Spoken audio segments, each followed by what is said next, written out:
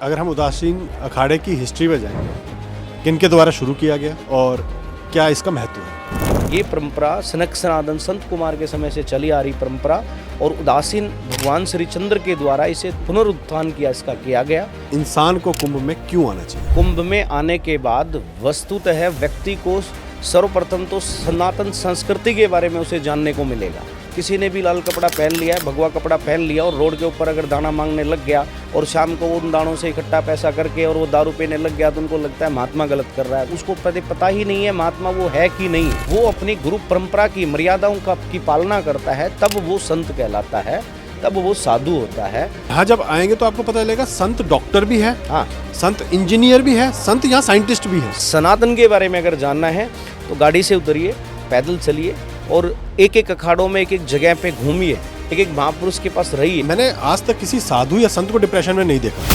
संसार में उस व्यक्ति को जब डर ही नहीं होगा तो डिप्रेशन किस बात का? अभ्यास पहले दिन से ही हो तब ही अच्छा होता है। अगर उसको हम बाद के लिए, कल के लिए जो बोलेंगे वो झूठ बातें हैं। नमस्कार दोस्तों, स्वागत है आपका फिर से हमारे नए पॉडकास्ट में। फिर से हम कुंभ की नगरी से आपके लिए कुछ ज्ञान की बातें लेके आए हैं। अब हमारे गेस्ट जो हैं वो हैं श्री महंत नारायण दास जी, उदासीन अखाड़े से हैं ये, और इनसे इनके विचार जानते हैं कुंभ के बारे में और कोशिश करेंगे डिप्रेशन और एंग्जाइटी को कम करने के लिए ये हमारी मदद कैसे कर सकते हैं। नमस्कार महाराज जी। नमस्कार। सबसे पहले आपसे उदासीन अखाड़े के बारे में जानना चाहेंगे, इसकी हिस्ट्री और लोगों में जो कुछ एक गलतफहमी है उसको अगर आप दूर कर पाएँ। उदासीन का मतलब होता है उतय आसीन, इते है उदासीन। उदासीन मतलब होता है मन से परे जो स्थित में रहे, ब्रह्म की ओर जो स्थित रहे, उसे उदासीन कहा जाता है। उदासीन का तात्पर्य है कि जैसे हमारे पास अच्छी चीज़ें हैं तो साधारणता में समझे तो इतनी खुशी नहीं कि खुशी में हम अपने दायित्व को, अपने ध्येय को, अपने लक्ष्य को भूल जाएं, और हमारे पास कोई परमात्मा ने ऐसी परिस्थिति ना करे कि परमात्मा की कोई संकट आ जाए या कोई समस्या आ जाए तो उसमें इतना गम नहीं। दोनों परिस्थितियों में सम रहना। जैसे भगवान राम जो थे, एक दिन पहले उनको राजतिलक होना था और एक दिन बाद उनको वनवास मिला। दोनों परिस्थितियों में रामायण में वाल्मीकि जी के द्वारा भी और गोस्वामी तुलसीदास जी के द्वारा उन्हें उदासी संबोधित किया गया है। मतलब एक साधारणता रहना, सम परिस्थिति में रहना और ब्रह्माभिमुख रहना, उसे उतय आसीन इति उदासीन कहा जाता है। इसका मतलब उदासीन होना या उदास नहीं है, इसका मतलब होता है परमात्मा की ओर, परमात्मा की तरफ होना। और अगर हम उदासीन अखाड़े की हिस्ट्री में जाएं तो ये किनके द्वारा शुरू किया गया और क्या इसका महत्व है? उदासीन जो परंपरा है, वैसे ब्रह्मा जी के जो 4 मानस पुत्र हैं, सनक सनंदन सनातन संत कुमार के समय से चली आ रही परंपरा है। हमारे तो 4 जो प्रमुख है उसी समय से चली आ रही परंपरा है, किंतु उस समय पे जैसे उस समय ऋषि मुनि योगी नंद राम जो ऋषियों के नाम होते थे, उदासीन परंपरा में 10 नाम उदासी बोला जाता है उसको। वो परंपरा उसी समय से चली आ रही परंपरा है, किंतु किसी कारणों से विलोप्त हो गई थी, कम हो गई थी। तो इसका पुनरुत्थान दोबारा से जो प्रमुख हैं वो गुरु नानक देव जी के जो प्रमुख बड़े सुपुत्र हैं, भगवान जिसे आचार्य हमारे यहाँ प्रमुख आचार्य माना जाता है, प्रमुख इष्ट देव माना जाता है, भगवान श्री चंद्र जी जो गुरु नानक देव जी के बड़े सुपुत्र हैं, उनके द्वारा, जैसे नाथ संप्रदाय में गोरक्षनाथ जी आते हैं, तुलसीदास जी आते हैं, जैसे दत्तात्रेय भगवान जी आते हैं, हर एक जो हमारे 13 अखाड़े 4 संप्रदाय हमारे सनातन संस्कृति में हैं, उनके अनुसार उसी तरीके से उदासीन संप्रदाय के प्रमुख आचार्य जो है भगवान श्री चंद्र जी हैं। और ये परंपरा सनक सनातन संत कुमार के समय से चली आ रही है, जिसमें अलग अलग महापुरुषों का भेष है, अलग अलग दर्शन। हमारे यहाँ एक शास्त्र होता है, जैसे वैष्णव संप्रदाय का जो महापुरुष है वो तिलक धारण करेगा, कंठी धारण करेगा।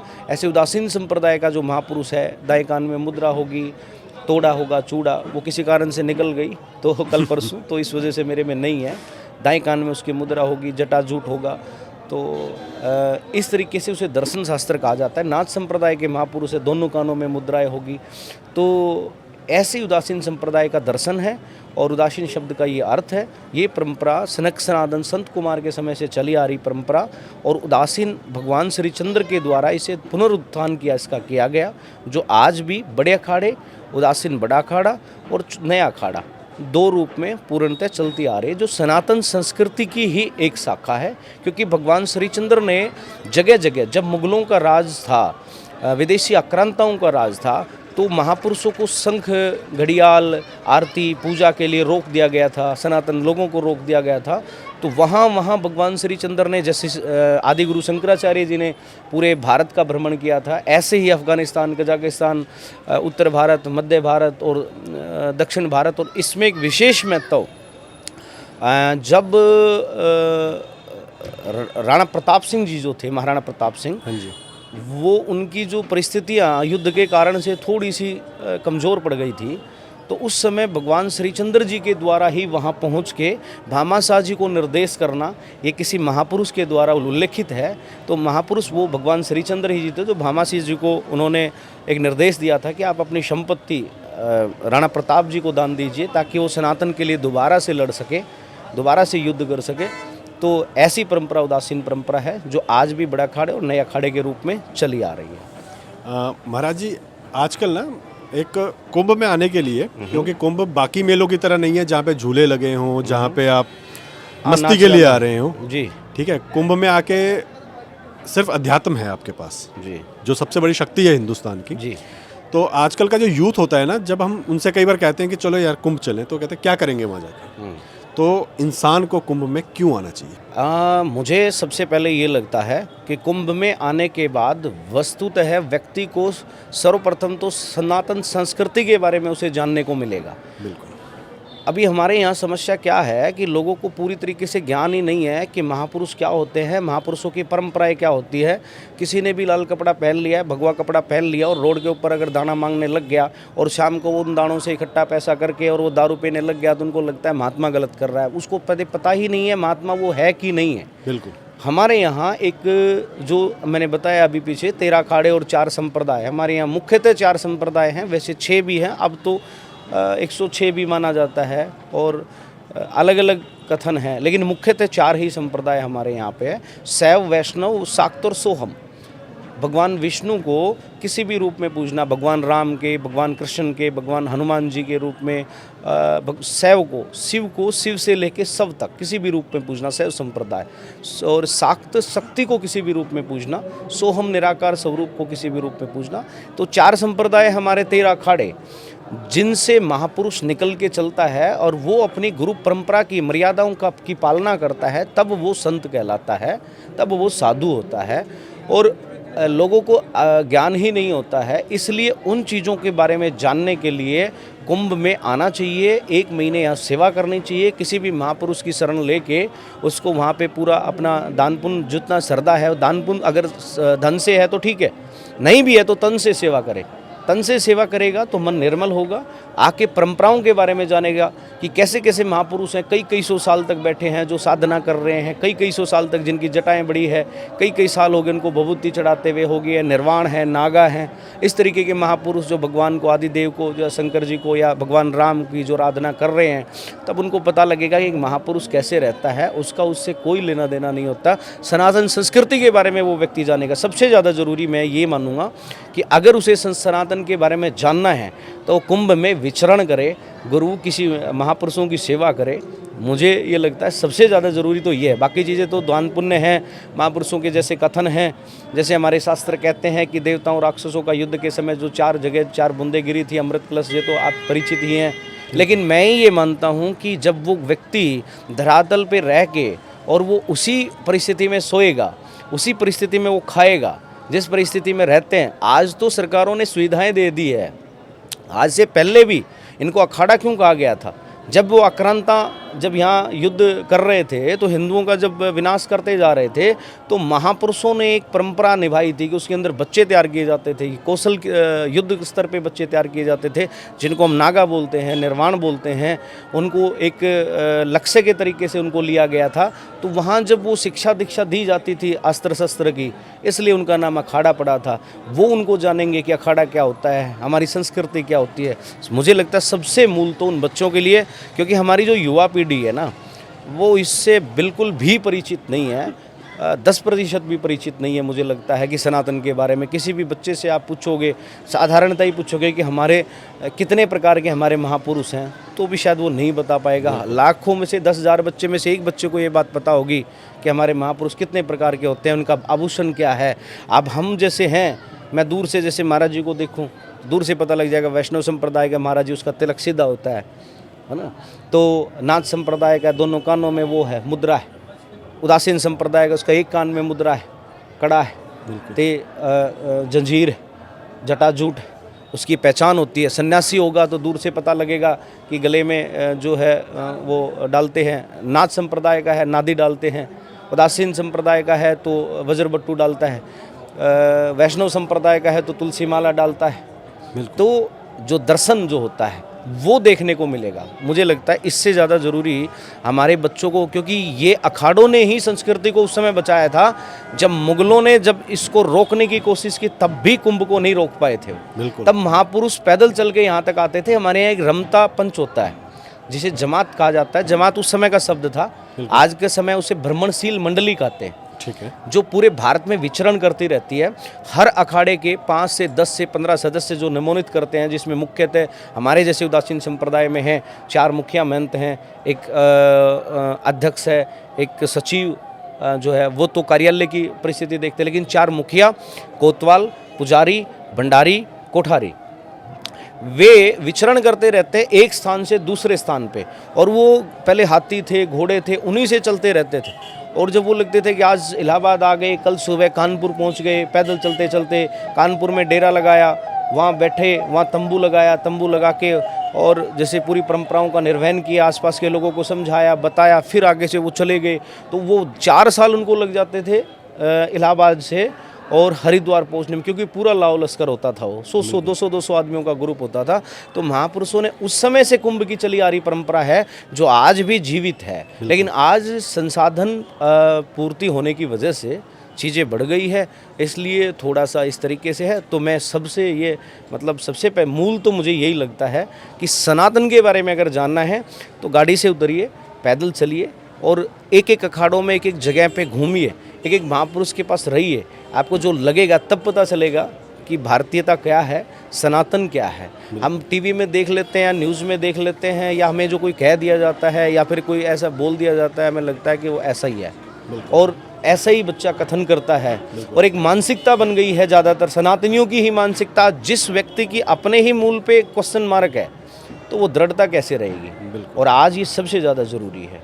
बिल्कुल। और शायद ना जैसे जो आना भी चाहते हैं, जैसे जो आ रहे होते हैं, अगर वो अपने दोस्तों से पूछते हैं वो कहते हैं यार क्या ओल्ड फैशन है, ओल्ड फैशन है। लेकिन यहाँ जब आएंगे तो आपको पता चलेगा संत डॉक्टर भी है, हाँ, संत इंजीनियर भी है, संत यहाँ साइंटिस्ट भी है। सर एक महापुरुष जो है इतना बड़ा बड़ा होता है कि जैसे मैं अपने जीवन की ही बताता हूँ। मेरे जीवन के अंदर ही ऐसे महापुरुष है जो पूरी तरह से अनपढ़ थे। बिल्कुल। लेकिन कोई व्यक्ति बीमार था, उन्होंने उसको दूर से देखते ही पहचान लिया। पहचानते ही उसको बोला तेरी किडनी में खराबी है, क्योंकि महापुरुषों के पास 500 आदमी रोज आते हैं। बिल्कुल। उनने 50 साल हो गई एक जगह एक स्थान पे धोने पे बैठे हुए। बिल्कुल। 50 साल का उनका अनुभव बहुत भारी होता है। बिल्कुल। और वो देखते ही दर्शन से ही पता लग जाता है शारीरिक रूप से। तो ऐसे ऐसे महापुरुष भी हैं। और दूसरा वर्तमान के अंदर IIT से मतलब छोड़ के जो संन्यास ले लिया, डॉक्टर छोड़ के जिसने संन्यास ले लिया, एक प्राकथन बना दिया लोगों ने कि नहीं तुम महात्मा इसलिए बन गए कि मतलब ये वो हो गया। बिल्कुल। लेकिन ऐसा नहीं है। जो व्यक्ति अपनी सारी निजी चीज़ों को छोड़ के, अपने सर्वस्व को त्याग करके और सनातन के लिए एक पहरेदार के रूप में कार्य करता है, वो ऐसा नहीं है। अगर उसको दूसरा काम करना होता तो सारा संसार पड़ा है ना। बिल्कुल। वो मैं ये मानता हूँ वो उसका त्याग है। और ऐसे प्रहरी ऐसा त्याग और ऐसा बलिदान तो बहुत मुश्किल होता है। बिल्कुल। और आज की दुनिया में ना, जैसे हमारा चैनल हम लोग डिप्रेशन वगैरह पे काम करते हैं जी, तो आज की दुनिया में लोग छोटी छोटी बातों पे चल देते हैं कि ट्रेन के सामने कूद जाएंगे, नदी में कूद पड़ेंगे, कुछ भी। लेकिन जो मैंने आज तक किसी साधु या संत को डिप्रेशन में नहीं देखा। नहीं, ये वही लोग हैं जो सुबह से शाम तक ओल्ड फैशन नहीं है, जो क्लब भी जा रहे हैं, वो फैशन है, मतलब लेटेस्ट फैशन है उनके पास, वो क्लब भी जा रहे हैं, वो बड़ी से बड़ी गाड़ियों में घूम रहे हैं, महंगे से महंगे कपड़े पहन रहे हैं, और फिर भी वो डिप्रेशन में है। संत के पास ऐसा कुछ नहीं है, पर वो डिप्रेशन में नहीं है। तो शायद ये जो अध्यात्म है ये यहाँ पे डिप्रेशन की कोई जगह ही नहीं है। तो अगर इस पे कुछ प्रकाश डालना चाहें तो। देखो, भजन शब्द सुना है आपने? भजन, भजन का शाब्दिक अर्थ है भय रहित जप सहित और निरंतर अभ्यास। भय जय न, भय रहित मतलब उसके अंदर डर समाप्त हो जाएगा। बिल्कुल। भजन की शुरुआत ही तब होती है, महापुरुषों की परंपरा ही ये है, भय रहित मतलब उसमें डर खत्म। तो संसार में उस व्यक्ति को जब डर ही नहीं होगा तो डिप्रेशन किस बात का? बिल्कुल। क्योंकि वो ना ही स्वाभिमान से डरता है, वो ना ही अपमान से डरता है, ना ही स्वाभिमान को खोने का, वो सम्मान को खोने का उसको कोई चिंता है। बिल्कुल। वो ये मानता है जन्म मरण यश अपयश लाभ हानि सब ईश्वर के अधीन है, उसमें ज़्यादा कुछ सोचने की आवश्यकता नहीं है। तो भय वो संसार में किसी भी कारण का डिप्रेशन में जाने का मूल कारण व्यक्ति का भय होता है। उसको चिंता सताती, लोग तेरे बारे में क्या सोचेंगे, बिल्कुल, लोग तुझे क्या कहेंगे, या अरे लोगों की चिंता ही क्यों कर रहे हो आप? बिल्कुल। आपने जन्म अकेले ने लिया, आपने जाना भी अकेले है। बिल्कुल। तो ये 84 लाख के बाद है। अगर आप 84 लाख को नहीं समझ पा रहे हो मत समझिए, किंतु ये समझिए कि बड़ी मूल्य, आप अकारण से मनुष्य नहीं है, बिल्कुल। कुछ तो आपने किया होगा जिससे आप मनुष्य हैं। बिल्कुल। इसलिए आप उसको व्यर्थ ही जाने देंगे, ये मूर्खता की पराकाष्ठा है। बिल्कुल। मैं ये कहता हूँ मनुष्य को लड़के जीना चाहिए, किंतु जीना चाहिए किसी भी हालत में। बिल्कुल। उसको लड़ा के जीना चाहिए पर जीना चाहिए। ये जो मूर्खता की पराकाष्ठा है कि जो लोग सुसाइड कर लेते हैं उनको ज्ञात ही नहीं है आपके सुसाइड करने से आप वहाँ नहीं जा पाएंगे जहाँ आपको जाना है। बिल्कुल। ये फाइनल है कि आपका जो टाइम टेबल है वो फिक्स है। बिल्कुल। जब परमात्मा ने आपको 50 साल में बुलाया है या 100 साल में बुलाया है और आप 20 साल पहले सुसाइड कर लेते हो तो आप शरीर का त्याग कर सकते हैं, किंतु उस आत्मा को विचरण यहीं करना पड़ेगा। उसका टाइम फिक्स है, उसको बिना शरीर के यहाँ पे रहना पड़ेगा और बिना शरीर के जब उसका टाइमिंग है, जब उसकी अटेंडेंस लगनी है तभी लगेगी, उससे पहले वो नहीं लग सकती। तो मूर्खता की पराकाष्ठा है। इसलिए जप सहित मतलब चेतन रहना। बिल्कुल। जय शब्द मैंने बोला था ना, जप सहित मतलब चेतन रहना। चेतन का मतलब होता है मेडिटेशन। ध्यान हमारी प्रवृत्ति है, हमारी प्रकृति है। आप मुझसे बात कर रहे हो, मैं आपके सवाल का जवाब दे रहा हूँ। अगर आपका ध्यान यहाँ ना हो तो आप मुझसे सही सवाल ना पूछो। बिल्कुल। मेरा ध्यान ना हो तो मैं गाली देनी शुरू कर दूंगा। बिल्कुल। है ना? बिल्कुल। आप गाड़ी में चला रहे होते हैं, आपका पैर की तरफ आंखें नहीं होती, ना ही पैर में कोई आंखें होती है। आपकी जो आंखें हैं शीशे की तरफ होती है। बिल्कुल। किंतु फिर भी पैर ब्रेक पे और रेस पे ही जाता है। बिल्कुल। क्यों? क्योंकि आपका अभ्यास है। बिल्कुल। चेतन है पैर आपका। बिल्कुल। आप आंखें बंद करिए, उसलिए बोलते हैं ध्यान, मेडिटेशन। तो ध्यान हमारी परंपरा है, किंतु क्या होता है मनुष्य में एक समस्या है। जब वो खाता है ना तो खाता नहीं है, जब वो सोता है तो सोता नहीं है, जब वो जागता है तो जागता नहीं है, जब वो खेलता है तो खेलता नहीं है, जब वो सोता है तो जागने की सोचता है, जब वो जाग रहा होता है तो सोने की सोचता है, जब वो खेल रहा होता है तो फिर वो बैठने की सोचता है, जब वो बैठा होता है तो खेलने की सोचता है। और वर्तमान में चीज़ें हो गई है, लेटरिन में लेके फ़ोन देखना या अखबार या न्यूज़पेपर देखना या फिर खाना खाते समय टीवी का खोलना। इसका मतलब हमारी चेतना एक जगह पे नहीं है, मन चंचल हो चुका है। चंचल हो चुका है। मन को वो अभ्यास हो चुका है, बार बार जहाँ आपका शरीर है वहाँ आपका मन नहीं है। इसलिए मन और शरीर को एक साथ साध के रखना ही ध्यान है। इसलिए जहाँ पे आप रहो वहाँ पे पूरी खुशी के साथ रहो। आप खेल रहे हो, पूरी खुशी के साथ खेलिए। आपको नाचना है, पूरी खुशी के साथ नाचिए। आप वहाँ पे शंका सोच विचार मत कीजिए। आपको नहीं नाचना फिर मत नाचिए। बिल्कुल। तो जहाँ आपका मन है वहाँ आपका शरीर हो। चेतना उसे कहते हैं, जागृति उसे कहते हैं। इसलिए जप सहित। जप का मतलब ये नहीं होता तोते की तरह बोलना, चेतना रखना। और निरंतर मतलब उस अभ्यास को कंटिन्यूटी रखना। बिल्कुल। तब ही भजन सार्थक होगा, तब ही शब्द सार्थक होंगे, तब ही नाम सार्थक होगा, तब ही मूल सार्थक होगा। तब भी आप किसी शब्द को जपेंगे तब वो मूल फिर आप राधे राधे बोलिए या राम राम जी बोलिए, नमः शिवाय बोलिए, त्र्यंबकम यजामहे बोलिए या ओम भूर्भुवः स्वः बोलिए। मंत्र तभी आपका सार्थक होगा। कि मंत्र किसे कहते हैं? मन से उत्पन्न तरंगों को मंत्र कहा जाता है। बिल्कुल। तो वो तरंगे जब तक आपके मन से उत्पन्न नहीं होगी, और उत्पन्न तब होगी जब आपका मन वहाँ है, बिल्कुल, तो फिर उसे मंत्र सार्थक कैसे होगा? इसलिए भजन को भय रहित जप सहित निरंतर अभ्यास, फिर मंत्र कीजिए या तंत्र कीजिए। तंत्र मतलब तन से उत्पन्न तरंगों को, बिल्कुल, है ना। यंत्र मतलब साधन से उत्पन्न तरंगों को। इस तरीके से जब आप चेतन रहेंगे अपने जीवन में, साधारणतः जब आप बैठे हैं तो मैं कहता हूँ कि आंख बंद करके श्वास पे ध्यान दीजिए।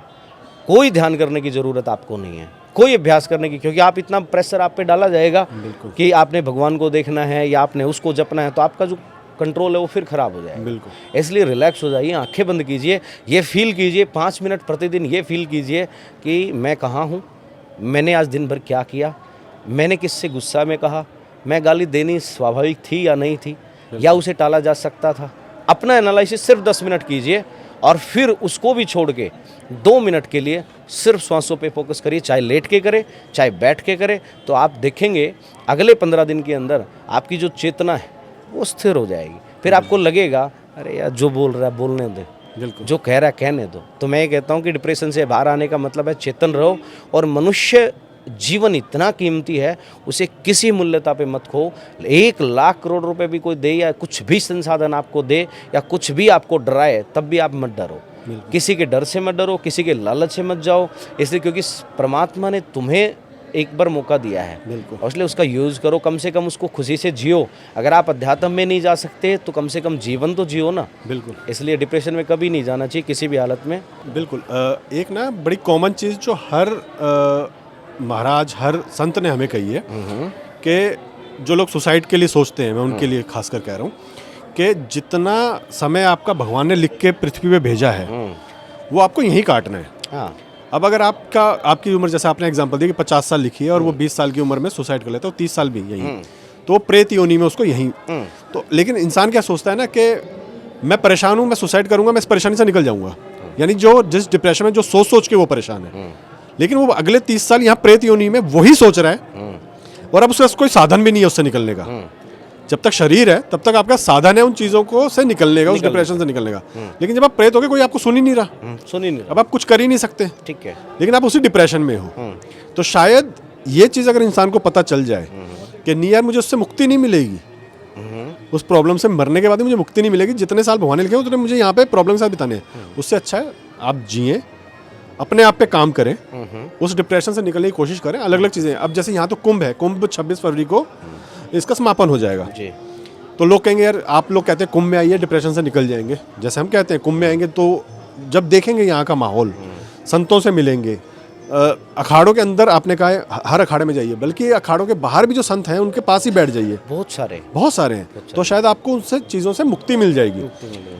लेकिन जब समापन हो जाएगा उसके बाद भी शायद अगर वो धामों पे, जैसे हमारे काशी धाम है, प्रयागराज है, यहाँ पे भी लोग जाएं, तो यहाँ पे भी उन्हें काफ़ी ज्ञान मिल सकता है। बहुत सारी चीज़ें। तो अब ऐसे में जैसे ऐसे ही लोग जो डिप्रेशन से गुजर रहे हैं, मैं अगर इनकी बात करूं तो जो लोग इनको डिप्रेशन तक भेजते हैं, पूरा प्लान करते हैं, आजकल हमारे पास सबसे ज़्यादा जो कॉल्स आती है ना, वो रिलेशनशिप इश्यूज़ की आती हैं कि गर्लफ्रेंड बॉयफ्रेंड वाला जो हिसाब है कि एक छोड़ गई छोड़ गया। तो ऐसे लोग जो ये पाप कमा रहे हैं, जो क्योंकि वो प्लान करते हैं, ऐसा तो है नहीं कि उन्हें पता ही नहीं कि मैं इसको धोखा दूंगा, बिल्कुल उनको पता होता है कि मैंने इसको धोखा देना, उसके बाद ही वो जब तक फ़ायदा उठाना तब तक फ़ायदा उठा रहे हैं। तो ऐसे लोगों के पापों के लिए क्या कहीं पे भी माफ़ी है? जो गलत करते हैं, जो गलत कर रहे हैं, जो प्लान कर रहे हैं कि हमने इसको धोखा देना है और वो डिप्रेशन में भेज रहे हैं। नहीं, जिसने जैसा कर्म किया है उस कर्म के अनुसार उसको जो दंड है वो तो मिलेगा ही। बिल्कुल। क्योंकि मनुष्य आपका जो कार्य करने से पहले एक लक्ष्य निर्धारित होता है, और उस लक्ष्य के साथ साथ में आपका ध्येय होता है, बिल्कुल। और आपका जो ध्येय होता है उसी के अनुसार आपका कर्म लगता है। जैसे किसी बच्चे को मारना, मैंने किसी बच्चे को मारा, तो मैंने मारा उस बच्चे को, उसके 150 कारण है। मैं उस बच्चे को सुधारना चाहता हूँ, बिल्कुल। मैं उस बच्चे को दंड देना चाहता हूँ, मुझे उस बच्चे से ईर्ष्या है, मैं उस बच्चे को पसंद नहीं करता, या मुझे उस बच्चे को ताड़ना ही ताड़ना है, या मेरी प्रवृत्ति इतनी खराब है, या फिर स्थिति इस तरीके की हो सकती है। तो ऐसे कारण जो है वो निर्धारित करते हैं उसके कर्म को। क्योंकि जैसे स्कूल का टीचर का बच्चों का मारना, वो मारना नहीं कहलाता, क्योंकि वो गुरु है और एक शिष्य परंपरा को जिंदा रखना चाहता है, इसलिए उसे दंड प्रणाली दी गई थी, इसलिए समझाया गया था। वो किसी कारण से बंद हो गई है, या किसी कारण से किसी दूषित लोगों की वजह से चीज़ें कम हो गई है, तो गुरु शिष्य परंपरा ये थी। माता पिता का बच्चों को प्रताड़ित करना, जैसे उसको पीटना, इसका मतलब माँ बाप ईर्ष्या थोड़ी करते हैं। ऐसे मन में एक शंका बच्चों को भी पैदा हो जाती है आजकल कि माँ बाप ने डांट दिया तो बच्चों को लगता है कि मतलब मुझे नफरत करते हैं। ऐसा नहीं होता, पिता या माँ पालक होते हैं, वो बच्चों को किसी न किसी अच्छे कारण की वजह से पीटते हैं। तो जो व्यक्ति जिस कारण को करता है, किसी व्यक्ति से संबंध बनाता है या संबंध में रहता है, संपर्क में रहता है, तो उसका लक्ष्य शुरू तो धोखा ही था ना, उसने सोचा तो धोखा ही था, और तभी वो उसके पास गया, क्योंकि उसने टारगेट बनाया है। बिल्कुल। ऐसा जब वो टारगेट बनाता है तो 100% है कि वो उसको उसका परिणाम मिलेगा ही मिलेगा, क्योंकि आपका लक्ष्य ये था। जैसे कि हम अक्सर मंदिर में जाते हैं बिल्कुल। या अच्छा काम करते हैं तो लोग कई बार ये सोचते हैं कि मेरे को उसका पुण्य नहीं मिला। बिल्कुल। पता क्या होता है, जब भी हम कोई दान पुण्य करते हैं या हम कोई व्रत करते हैं तो अक्सर हमारी जो आकांक्षा है वो उसको दिखाने की होती है बिल्कुल। कि लोग मुझे देखें कि मैं ऐसा कर रहा हूँ। तो बिल्कुल। फिर परमात्मा कहता है तूने पूर्णतः श्रद्धा से इसे नहीं किया, बिल्कुल। तेरी आकांक्षा तेरी इच्छा ये थी लोग देखें, तो लोगों ने देख लिया, बिल्कुल। तो तेरा कार्य पूरा। बिल्कुल। अगर तुम ये सोचो लोग देखें या ना देखें, मुझे करना मुझे उससे फर्क नहीं पड़ता, मुझे ईश्वर के लिए अपने लिए करना है, बिल्कुल। तो फिर उसका पूर्णतः फल आप प्राप्त करेंगे। तो उस व्यक्ति का लक्ष्य ही खराब होता है, उसका निशाना ही उसका टारगेट ही इस तरीके का होता है, उसकी सोच ही संकुचित होती है। जो धोखा देने के लिए वो करता है तो उसका दंड 100% है, उसको मिलेगा बिल्कुल। बिना कारण। तो वही जो लोग सोचते हैं ना कि यार मेरे साथ गलत हो गया लेकिन वो सामने वाला इतना खुश क्यों है, उसका इतना अच्छा क्यों हो रहा है, तो शायद वो भगवान जो है ना वो बस परीक्षा में है। क्योंकि वही जो मैं हर बार कहता हूँ कि ऊपर वाले की लाठी में ना आवाज़ नहीं होती, लेकिन जब वो लाठी चलाते हैं ना तो सामने वाले के हर हिस्से से आवाज़ आ रही होती है। तो लोगों को ये चीज़ समझनी चाहिए और ये सीखनी चाहिए। अब एक प्रश्न थोड़ा सा पर्सनल है। जी। हम शहरों में ना जो जिस उम्र में आप हैं उस उम्र के जो लोग हैं, युवा हैं, वो खास ज़्यादातर मौज मस्ती पार्टियों क्लबिंग में मशहूर हैं। लेकिन वहीं आप जैसे लोग भी हैं जो अध्यात्म से जुड़े हुए हैं, जो धर्म की सेवा कर रहे हैं, तो ऐसे लोगों के लिए कोई एक संदेश, क्योंकि लोगों को यही लगता है कि बस ज़िंदगी एक है तो ऐसे मस्ती में काट लो। जब हमें होश आता है, मैंने ध्यान के बारे में पीछे से कहा, जब हमें होश आता है तो हमारा मन चंचल होता है। बिल्कुल। शुरुआत हमारी खिलौने से होती है, बिल्कुल। फिर उसके बाद बड़े खिलौने से, फिर हमारी दूसरी चीज़ों के अंदर आकर्षण हमारी मन की प्रवृत्ति है। बिल्कुल। वो जब भी कोई नई चीज़ देखेगा तो उसकी तरफ प्रवृत्ति होगी, किंतु मन वहीं पे आएगा जहाँ पे शरीर है। बिल्कुल। तो एक ना एक दिन आपके अंदर ठहराव आएगा ही आएगा। आज नहीं आएगा, 20 साल बाद आएगा, 50 साल बाद आएगा, 70 साल बाद आएगा, 90 साल बाद आएगा। वो आपकी वासना और आपकी इच्छा पे निर्भर करता है कि आपके अंदर कितनी इच्छाएं काम के प्रति, क्रोध के प्रति या दूसरी चीज़ों के प्रति, विषय वासनाओं के प्रति हैं। वो आपकी मनोस्थिति पे निर्भर करता है। एक ना एक दिन आपको उस ठहराव में आना ही आना पड़ेगा। तो इसलिए अगर कोई व्यक्ति उसे पहले ही समझना शुरू कर दे तो बेहतर है। और ये जो है एक ना एक दिन देखो, जो क्लब वाले हैं ना 10 साल बाद, 5 साल बाद, 7 साल बाद वो छोड़ेंगे और उनको लगेगा कि यार ये ठीक नहीं है, कुछ भगवान का नाम लेते हैं, लेकिन तब तक उम्र निकल जाती है। और जब आप उम्र निकल जाती है तो देखो जो एक तो जो एज्ड आदमी होता है बिल्कुल। उसकी तो फिर वैल्यू मतलब थोड़ी फर्क पड़ता है कि भाई बुजुर्ग है। बिल्कुल। तो उसके हिसाब फिर परमात्मा को भी तो क्रीम चाहिए ना। परमात्मा कहेगा सारी जवानी तो तूने बकवास करी, बिल्कुल। और अब तू चाहता है कि भगवान एक दिन में तेरे पास हो जाए। बिल्कुल। कितने लंबे समय का जिस चीज़ का अभ्यास है वो इतनी साधारणता जाएगा नहीं। हमारे जो शास्त्रों में बातें कही गई है कि अंतिम समय में परमात्मा का नाम लेना चाहिए, जिससे व्यक्ति के नाम से मुक्ति मिलती है। अंतिम समय में उस आदमी को नाम याद ही नहीं आएगा। बिल्कुल। क्योंकि समस्या ये है, जिस व्यक्ति को एक साधारणतः पशु को ही देख ले, हम एक बैल को हम रोज लेके जाते हैं और खेत में ले जाते हैं और उससे खेत जुताते हैं। बिल्कुल। और 20 साल बाद उसको बोल दें कि कुंभ के परले कोने पे, परले चौराहे पे भंडारा हो रहा है, आप खेत में नहीं जाना और यहाँ से छोड़ दें और आप भंडारा खाओ, तो क्या वो भंडारे में जाएगा? उसको आदत उसी खेत और उसी रास्ते की है, तो छोड़ दोगे 20 साल 50 साल बाद, तुम नकेल नहीं पकड़ोगे तब भी वो जाके खेत में ही जाएगा, क्योंकि उसको अभ्यास उसी खेत की जाने की है। उसी तरीके से हमारे मन को अभ्यास जिस तरीके की आप बनाओगे, उसी तरीके के लास्ट समय में उसको ईश्वर याद ही नहीं आएगा, क्योंकि उसके मन में वासना या उसके मन में जो लालसा जगी हुई होती है वो वही चीज़ ध्यान रखेगा। या जो जैसे कि उसको बुलाओ, रिश्तेदार को बुलाओ या उसको बुलाओ, और ऐसा करते करते समय पूरा। बिल्कुल। और जब टाइम पूरा और मृत्यु जब आपका वर्ण करती है, 1 सेकंड भी आपको नहीं देती, 1 सेकंड भी आपको नहीं देती, जिस समय उसकी घड़ी लिखी है। आप लेटरिंग सीट पे बैठे हो, आपने हाथ धोना है तो वो धोने नहीं देती। वहीं पे लोग गिरे हुए मरे हुए देखें, एक टुकड़ा आपके मुंह में है, दूसरा टुकड़ा आपके हाथ में है, तो मिनट भी आपको नहीं देगी। आप कहोगे मैं कपड़ा पहन लूँ, वो कहेगी नहीं, ये तुमने बनाया है। बिल्कुल। कपड़ा पहनना, कपड़ा निकालना, मैंने तो तुम्हें बिना कपड़ों के भेजा था। बिल्कुल। तो वो जैसे है ना वहीं से उसका वर्ण करके लेके जाती है। तो जब वो 1 मिनट भी वो नहीं देती, साधारणतः अपने जीवन में एक छोटी सी चीज़ सोच लो मैं ही कहता हूँ डिप्रेशन से निकलने का और उसका निकलने का, जो मैं अक्सर बोलता रहता हूँ सबको, सब लोग बोलते हैं छोटी सी चीज़ बताओ जो अध्यात्म की तरफ भाग जाए। तो हमारे यहाँ साधारणतः एक कहावत है, दो बात भूल मत जो चाहे कल्याण, नारायण एक मौत को तो दूजे श्री भगवान। जब भी आपको ऐसा लगे कि आप गलत कर रहे हो, सही कर रहे हो, उसका निर्णय आपको लेना है, तो रात को ये सोच सुबह तुम्हारी लास्ट सुबह है और अब आप क्या करना चाहते हो, पर पूरी दृढ़ता से ये सोचना कल सुबह के बाद फाइनल है। तो आप सबसे सॉरी बोलना चाहोगे कि यार छोड़ो कोई बात नहीं, बातें इतनी बड़ी नहीं होती है, या फिर आप जीना चाहोगे कि एक रात की तो बात है, खुश रहना है।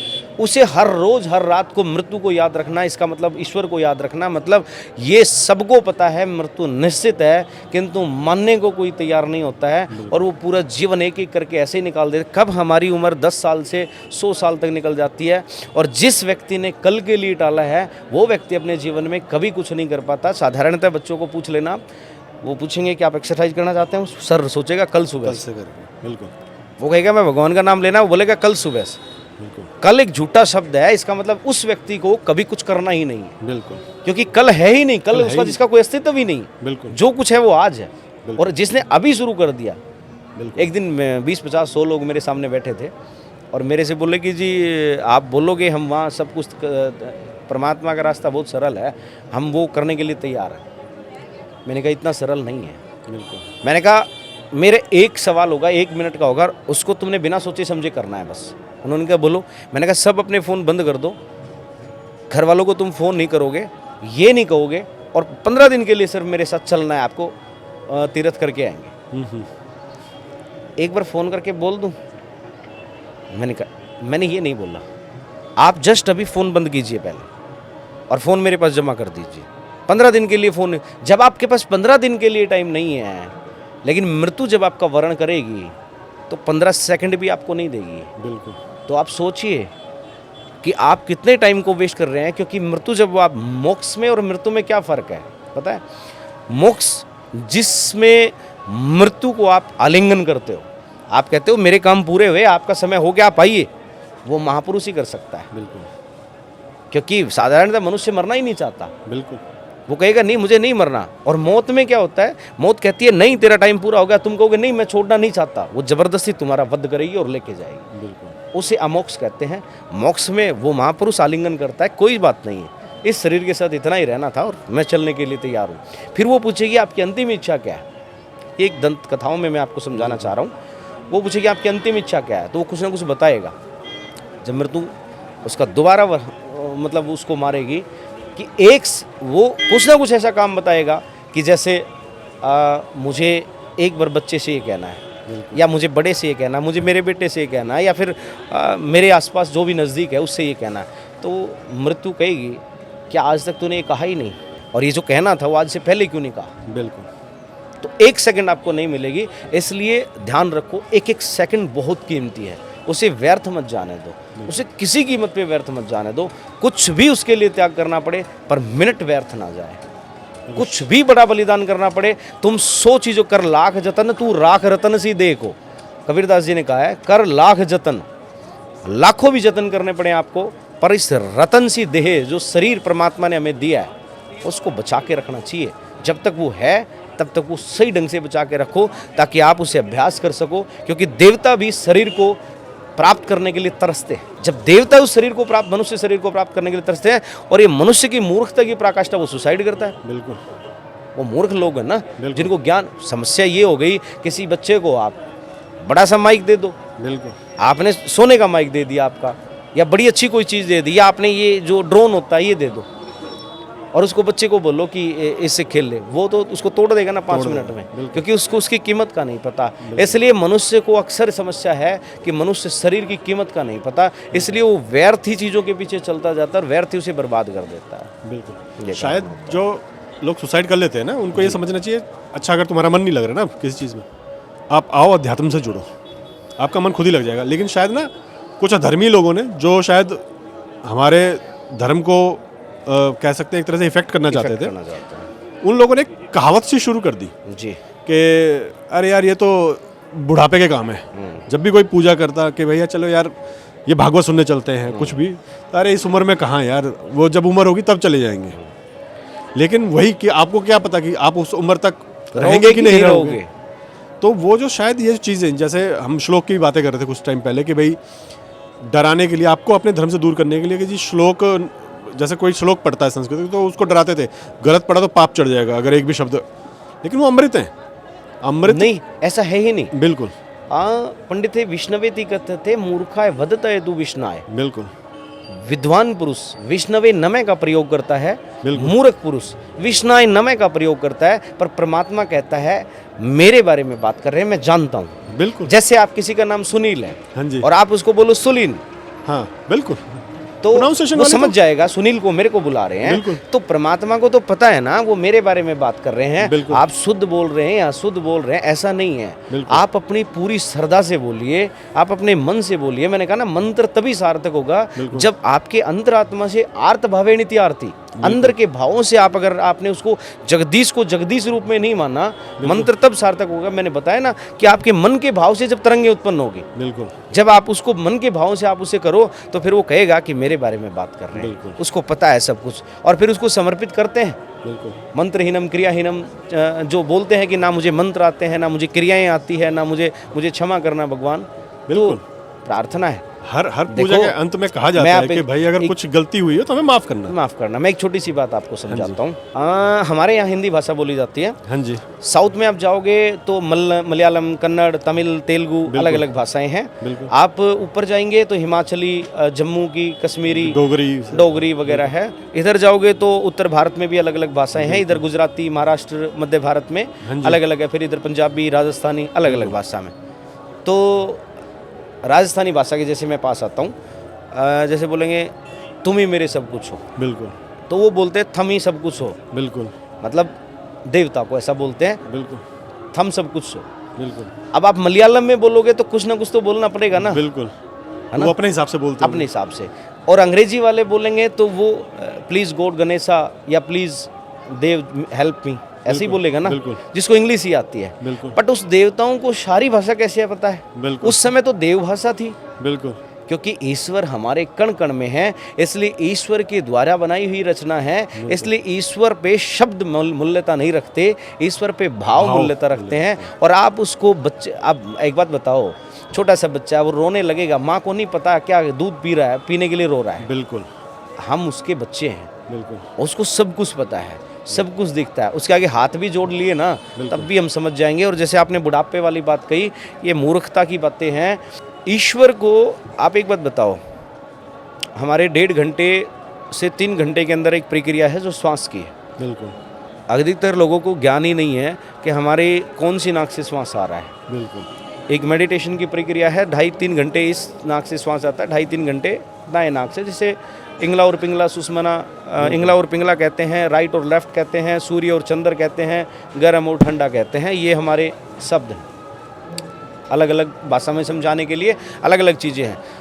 उसको बदलने में 3 घंटे के आसपास समय लगता है। सुषमना को चलाने के लिए 3 से 3 घंटे उसको बैठना पड़ेगा। 6 घंटे का अभ्यास जब उस व्यक्ति का होगा, तब उसका ध्यान उस पर स्थिर होगा और तब वो अध्यात्म की ओर चलेगा। अब 6 घंटे बुजुर्ग आदमी को आप बैठा दोगे तो उसके घुटने टूटने लग जाएंगे, बिल्कुल। उसकी कमर दर्द करने लग जाएगी, तो बुढ़ापे में राम कैसे लग जपेगा? बिल्कुल जिसका मैंने पहले भी बताया, जिसका अभ्यास ही नहीं है, ये झूठी बातें हैं। ये सब युवावस्था की चीज़ें हैं, और जब बुढ़ापे में भी तभी कर पाएगा जब वो युवावस्था में करेगा, अन्यथा वो बुढ़ापे में नहीं कर सकता। जिसकी मानसिक परिस्थिति विषय विकारों पे जा चुकी, उसको तो फिर बुढ़ापे में वही याद आएगा कि मैं उस डीजे में नाचा था, या मैं उसमें जैसे आपने बताया कि वो क्लब में गया था, या मैंने वहाँ ड्रिंक की थी, यादें तो वही आएगी ना। बिल्कुल। तो उसका ध्यान कैसे जुड़ पाएगा? बिल्कुल। तो अभ्यास पहले दिन से ही हो तब ही अच्छा होता है। अगर उसको हम बाद के लिए, कल के लिए जो बोलेंगे, वो झूठ बातें हैं। वो कल कभी नहीं आएगा उसका, और ऐसे जाते जाते फिर वो एक दिन चला जाएगा, फिर वो चीज़ें समाप्त हो जाएगी। जिसने आज अभी से शुरू किया, हमारी बातें हो गई, अभी से शुरू करेंगे, कहेगा मैं अब से शुरू करता हूँ, बात खत्म, बिल्कुल वही कर पाएगा। जिसने सोचा कि कल से करते हैं ये काम फिनिश करके, वो कभी नहीं कर पाएगा, कभी नहीं, उसका कल कभी आता ही नहीं है। बिल्कुल, वो हर रोज कल को कहता है। बिल्कुल। तो अंत में महाराज जी, जो लोग डिप्रेशन एंग्जाइटी से गुजर रहे हैं जी, उनके लिए कुंभ से एक संदेश। कुंभ कुंभ से एक संदेश। मैंने यही बातें कही आपको कि आप यहाँ आइए, भांति भांति प्रकार की चीज़ें मिलेगी आपको, भांति भांति प्रकार के लोग, भांति भांति प्रकार के महापुरुष, भांति भांति प्रकार के नागा, निर्वाण, हर एक संप्रदाय के महापुरुष, छोटे महापुरुष, हर एक प्रकार के अखाड़े में अलग शोभा है, हर एक संप्रदायों में अलग शोभा है। आप जब ग्राउंड में घूमेंगे तो वहाँ सनातन की अलग एक मिसाल आपको लगेगी, और वैसे ही इतनी सुंदरता और भव्यता प्रदान की गई है इसको कि वैसे ही मन खुश हो जाएगा। आपको पता है मैं श्री पंचायती अखाड़ा नया उदासीन का कोषाध्यक्ष कोठारी हूँ, और मेरे को 1.5 महीने हो गए यहाँ कुंभ की तैयारियाँ करते हुए। आज मैं पहले दिन निकला हूँ, और जब मैं पहले दिन निकला तो मैं बाहर निकल के देखा, मुझे लगा कि मेला ही नहीं देखा मैंने बिल्कुल क्योंकि मुझे व्यस्तता के कारण समय नहीं लग पाया। तो बहुत सुंदर लगा। जब मैं पहले काम के लिए बाहर निकलता था तो पूरा खाली पड़ा था, तो लगता था यहाँ इंटरेस्ट नहीं आ रहा। आज मुझे लगा कि मुझे पैदल जाना चाहिए, पर जानने की वजह से लोग पैदल नहीं जाने देते, थोड़ी समस्या हो, कोई ना कोई जानकार मिल जाता है। तो सबको लोगों को मैं कहूँगा, आप आइए, सारी चीज़ों को देखिए, दर्शन कीजिए, भांति भांति प्रकार की संस्कृति के बारे में जानिए, और एक अलग चीज़ जो आपने आसपास के मेलों में जो नहीं देख पाते, वो जैसे आपने पहले स्टार्ट किया था कि झूले वगैरह नहीं मिलेंगे, लेकिन बाकी बहुत सारी चीज़ें मिलेगी जो नई नई है। यहाँ जो धर्म मिलेगा, यहाँ अध्यात्म मिलेगा, अध्यात्म मिलेगा, धर्म मिलेगा, और माँ पवित्र गंगा माँ, सरस्वती माँ और यमुना माँ का संगम मिलेगा, जिस पे आप सब स्नान कीजिए। बिल्कुल। तो दोस्तों, और एक चीज़ और आपसे कहूँगा दोस्तों से, कि जब आप कुंभ आ रहे हैं ना, तो ऐसा मत कीजिए कि सुबह आ रहे हैं, पहुँच रहे हैं, स्नान किया और चले गए। यहाँ एक रात ज़रूर बिताइए, और रात को एक बार घूमिए। जो लोग डिप्रेशन एंग्जाइटी में, उनके लिए स्पेशली कह रहा हूँ, क्योंकि यहाँ का जब आप माहौल देखेंगे ना, तो आप हैरान रह जाएंगे कि हमारा धर्म क्या इतना विशाल है। और आज टेक्नोलॉजी की दुनिया, तो वो टेक्नोलॉजी भी यहाँ पर देखेंगे। ठीक है, सिर्फ जब हमें ओल्ड फैशन्ड कहते हैं ना, जो लोग इन चीज़ों को मानते हैं, उनको आके यहाँ देखना चाहिए कि आप लोगों से ज़्यादा टेक्निकल चीज़ें यहाँ पर हैं लोगों के पास। तो आपका दिमाग वैसे ही ठीक हो जाएगा कि अरे यार, मतलब मैं तो अपने धर्म को ही गलत समझता था। फिर तो आप जिस वजह से डिप्रेशन में, उसको भूल जाएंगे। आप यहाँ की जो भव्यता है ना, वो आपके दिमाग में, अपने दिल में लेके जाएंगे यहाँ से। तो इन्हीं शब्दों के साथ महाराज जी आपसे विदा लेते हैं। धन्यवाद।